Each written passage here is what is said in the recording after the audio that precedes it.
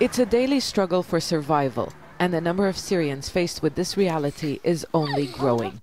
Yahya says she can no longer cope. She's been living in this tent for weeks. Her family is among the more than 100,000 Syrians who've been displaced by the recent fighting.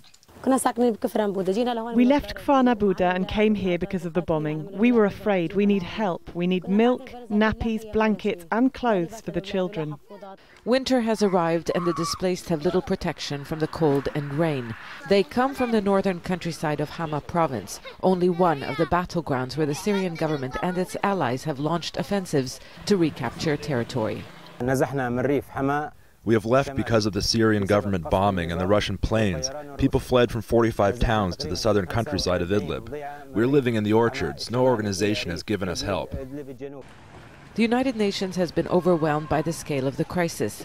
Gaining access to those in need is a challenge. Further south in Homs, the UN managed to deliver aid for the first time in 6 months to the opposition's last stronghold in the city. War district is home to tens of thousands who are under siege.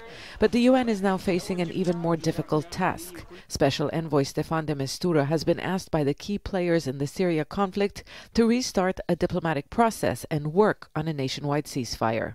World and regional powers who met in Vienna last month agreed on a UN-led diplomatic process.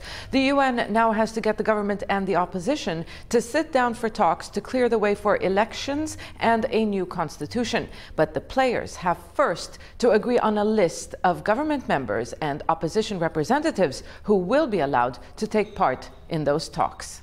The end to the war cannot come fast enough for those affected, but the bargaining may take a while.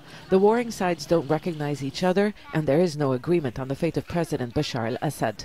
There is also the fear of even more fighting as each side tries to gain the upper hand on the ground to be able to make gains at the negotiating table. Zeina Khodr, Al Jazeera, Beirut.